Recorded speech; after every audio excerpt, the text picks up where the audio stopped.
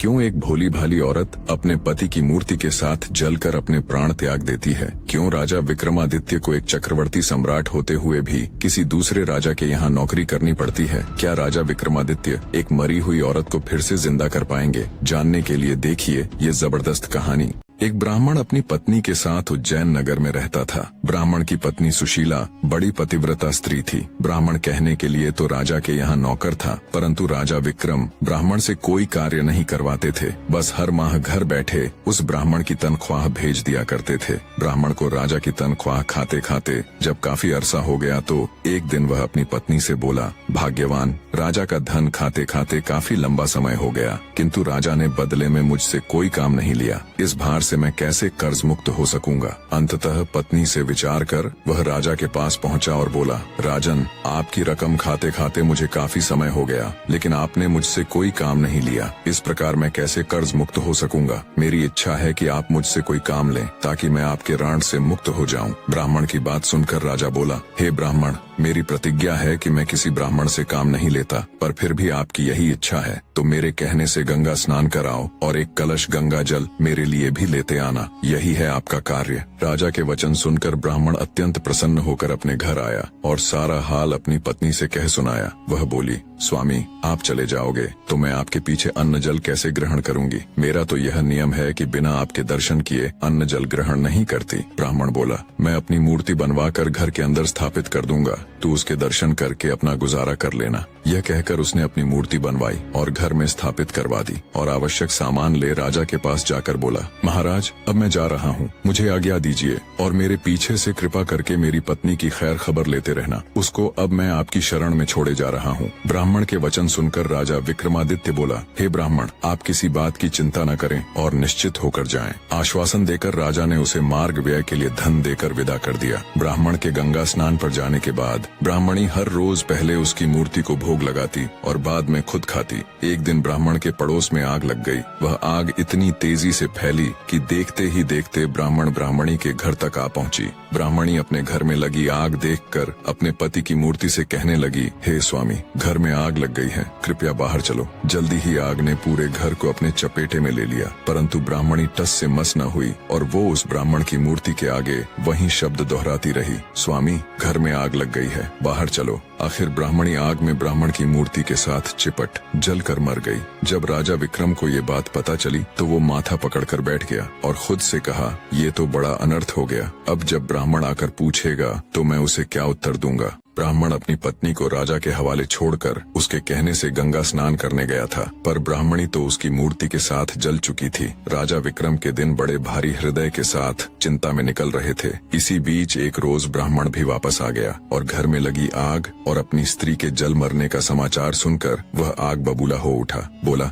ऐसे कैसे हो सकता है? मैं तो राजा को अपनी ब्राह्मणी का ध्यान रखने के लिए बोलकर गया था, उन्होंने उसका ध्यान क्यों नहीं रखा? वह आनंद फानन में भागा भागा तुरंत राजा के पास गया और क्रोधित होकर पूछने लगा, ऐ राजा, मेरी स्त्री कहाँ है? कहाँ है मेरी ब्राह्मणी? राजा विक्रम ने भरे हुए हृदय के साथ ब्राह्मण को सारा हाल कह सुनाया और बोला, हे ब्राह्मण देव, क्रोधित मत होइए, मैं किसी अन्य ब्राह्मण की योग्य कन्या से आपका पुनर्विवाह करा दूंगा। ये सुन गुस्से में ब्राह्मण बोला, हे राजा, जहाँ से भी हो मेरी वही स्त्री मुझे लाकर दो जिसने मेरी प्रतिमा के साथ जलकर अपने प्राण त्याग दिए, अन्यथा मैं यही आपके दरबार में अपना सिर पटक पटक कर अपनी जान दे दूंगा। और याद रखना राजा, तुम्हें एक नहीं बल्कि 2 निरपराध लोगों की हत्या का पाप लगेगा, तुम्हें एक ब्राह्मण का श्राप लगेगा। राजा ने लाचार होकर कहा, शांत हो जाइए ब्राह्मण देव, तनिक मेरी बात सुनिए और जो मैं कह रहा हूँ वैसा करिए। अपनी स्त्री के अस्थि अवशेष संचय कर उन्हें रख लीजिए और मुझे 1 माह का समय दीजिए, मैं तुम्हारी स्त्री को जीवित करने की कोई युक्ति करता हूँ। ये सुन ब्राह्मण कुछ शांत हुआ और जैसा राजा ने कहा था वैसा ही किया। राजा विक्रम अपना राजकाज अपने मंत्रियों को सौंपकर सादे बाणे में अमृत की तलाश में चल पड़ा। चलते चलते कई दिनों के बाद वो एक गांव में पहुंचा।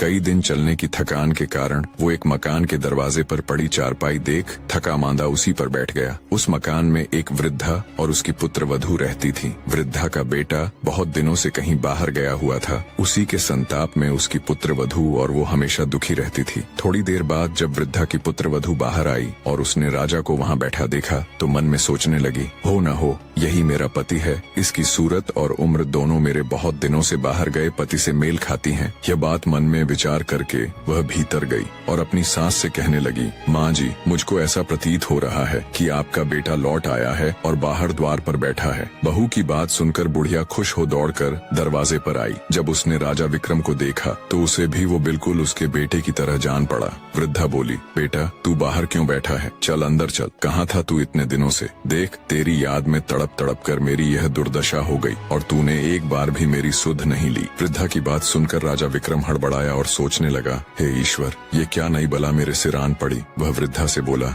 माँ मैं तेरा बेटा नहीं हूँ, पर तू अपने बेटे का हाल बता, मैं तुझे तेरे पुत्र से मिलाने की कोशिश जरूर करूँगा।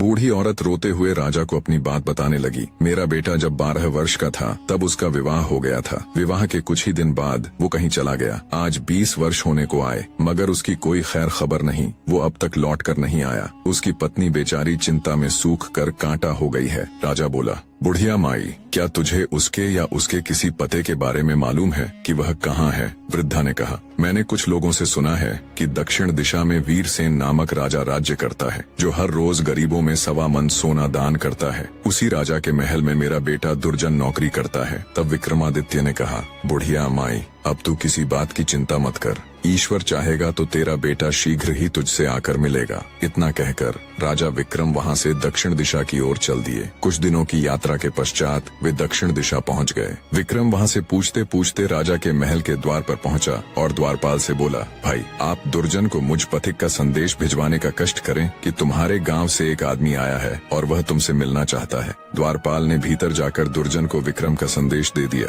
जिसे सुनकर वह द्वार पर आया और विक्रम को अपने गांव का निवासी समझकर उसे अपने डेरे पर ले गया। विक्रमादित्य ने कहा, भाई तुमको ऐसा नहीं करना चाहिए था। जब से तुम आए हो तब से घर की सूरत तक नहीं देखी। तुम्हारे घर तुम्हारी माता और पत्नी रो रो कर दिन बिताती हैं। तुम्हारे लिए उचित यही है कि जैसे भी बने शीघ्र ही उनकी सुध लो। दुर्जन बोला, भाई मैं क्या करूं, विवश हूं। न तो महाराज मुझे छुट्टी देते हैं न इस्तीफा लेते हैं, फिर भला मैं किस प्रकार जा सकता हूं? विक्रम बोला, इसकी तुम चिंता न करो, तुम्हारे बदले में मैं नौकरी कर लूंगा। अब दुर्जन ने राजा से कहा, महाराज मेरा भाई गांव से आया है, वह मेरे बदले आपके यहाँ नौकरी करेगा। आप कृपा कर मुझे कुछ दिनों के लिए छुट्टी दे दें, क्योंकि मेरी माँ व पत्नी मेरे लिए बहुत व्याकुल हैं। राजा वीरसेन बोला, अच्छा, अपने भाई को नौकरी पर छोड़कर तुम 1 महीने के लिए अपने घर हो आओ। यह सुनकर दुर्जन ने विक्रम को नौकरी पर छोड़ा और स्वयं राजा से विदा लेकर अपने घर को चल दिया और विक्रम उसके बदले नौकरी करने लगा। खुद एक राजा होते हुए भी बड़े हृदय वाले राजा विक्रमादित्य दूसरों के दुख दूर करने के लिए राजा वीरसेन के यहाँ नौकरी करने लगे। राजा वीरसेन का नियम था कि हर रोज वो आधी रात को शहर से बाहर एक देवी के मंदिर में जाता। देवी उसे पकड़कर तेल के खौलते कड़ाह में डाल देती। जब राजा उसमें भुन जाता तब वह उसे निकाल कर खा जाती। तत्पश्चात उसकी हड्डियों को इकट्ठा करती, फिर उन पर अमृत छिड़क देती। इस प्रकार राजा पुनः जीवित हो जाता। बाद में देवी अक्षय झांझर हिलाकर 1.25 मन सोना राजा को देती, जिसे लेकर राजा वीरसेन चुपचाप महल लौट आता और प्रातःकाल वही सोना ब्राह्मणों को दान कर देता। एक दिन राजा विक्रम ने अपने मन में विचार किया कि राजा के पास इतना सोना कहाँ से आता है और हर रोज आधी रात को वो कहाँ जाता है, इसका भेद अवश्य जानना चाहिए। दूसरे दिन आधी रात के समय जब वीरसेन ने देवी के मंदिर के लिए प्रस्थान किया तो राजा विक्रम भी उसके पीछे पीछे चल पड़ा। मंदिर में एक तरफ छिपकर उसने खोलते तेल के कड़ाह में जब राजा को भूनते देखा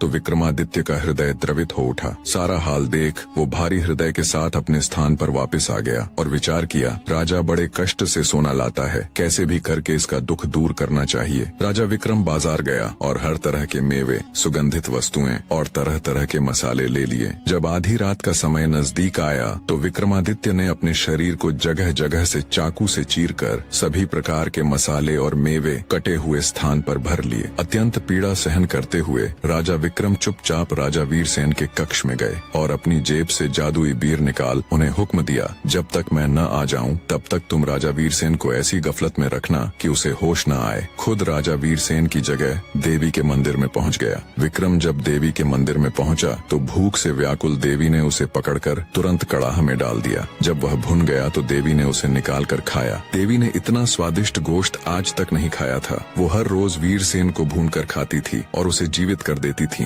राजा वीरसेन में ऐसा कुछ बचा नहीं था, पर आज जब उसने तंदुरुस्त और एकदम हट्टे कट्टे विक्रमादित्य के ताजा और तरह तरह के मसाले और मेवे से भरा मांस खाया तो उसका रोम रोम खिल उठा। लजीज गोश्त खा वो अत्यधिक प्रसन्न हो उठी। पूरी तरह तृप्त हो उसने रोज की तरह हड्डियां एकत्र कर घड़े से अमृत निकालकर उन पर छिड़क दिया। अगले ही पल राजा विक्रम जीवित हो उठा। तब देवी बोली, मैंने आज तक इतना स्वादिष्ट मांस नहीं खाया। आज मैं तुझ पर बहुत प्रसन्न हूँ। जो भी तुझे चाहिए दिल खोल कर मांग ले। विक्रम बोला, हे माँ, मुझे आपसे 3 वर चाहिए। देवी प्रसन्न हो बोली, दिए तुम्हें 3 वचन, मांगो क्या चाहिए। तब विक्रम ने कहा, पहले वचन में मुझको आपका अमृत का पात्र चाहिए, दूसरे वचन में मुझे आपकी अक्षय झांझर भी चाहिए। ये 2 वरदान मांगकर विक्रम ने सोचा कि इसका अमृत यदि मैंने ले लिया और देवी ने राजा को नित्य की भांति भून कर खाया तो फिर उसे जिंदा कैसे करेगी। इसलिए तीसरे वचन में उसने सोचा कि न देवी यहाँ रहेगी न राजा की जान जाने का डर रहेगा। अतः तीसरे वर में उसने देवी का वहाँ से चले जाना मांगा। इस प्रकार तीनों वचन देकर देवी वहाँ से चली गई।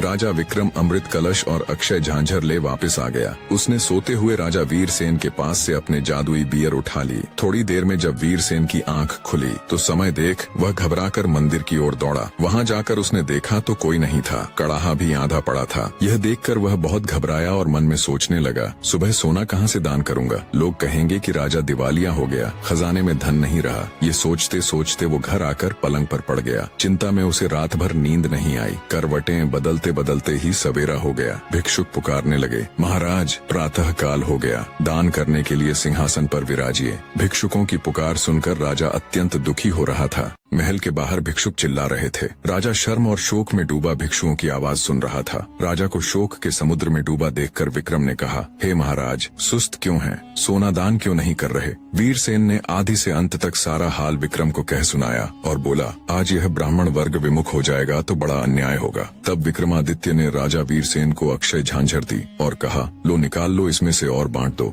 इसके लिए अब तुम्हें कहीं जाने की जरूरत नहीं है, इसे अपने पास रखो। अक्षय झांझर देख राजा वीरसेन ने हैरान होते हुए पूछा, यह झांझर तुम्हारे पास कैसे आई? विक्रमादित्य ने राजा को सारा हाल कह सुनाया। सब सुनकर राजा वीरसेन विक्रमादित्य के पैरों में गिर पड़ा और बोला, आप धन्य हैं बंधु, आप कौन हैं? तब राजा विक्रम ने बताया, मैं उज्जैन नगर का राजा विक्रमादित्य हूँ। अमृत की तलाश में था कि मार्ग में मुझे दुर्जन की माता मिली। पुत्र की जुदाई में उसका बुरा हाल था। मैं उससे मिलकर यहाँ दुर्जन को उसकी माता की दुर्दशा से अवगत कराने चला आया। तब वीरसेन बोला, आप धन्य हैं राजन, जैसा आपके बारे में मैंने सुना था वैसा ही आपको पाया। वो झांझर वीरसेन को दे उनसे विदाई ले राजा विक्रम अपने राज्य की तरफ चल पड़ा। महीना पूरा होने को आया था। वायदे के मुताबिक तय समय में राजा विक्रमादित्य उज्जैन नगरी में पहुंच गए। उन्होंने ब्राह्मण को बुलाकर उसकी पत्नी की अस्थियां मंगवा ली। राजा ने ज्यों ही उनके ऊपर अमृत छिड़का त्यों ही ब्राह्मणी उठ खड़ी हुई। ब्राह्मण ने खुशी से छलकते आंसुओं के साथ राजा विक्रमादित्य के पैरों में गिरकर उनका धन्यवाद किया और अपने बुरे व्यवहार के लिए उनसे क्षमा मांगी।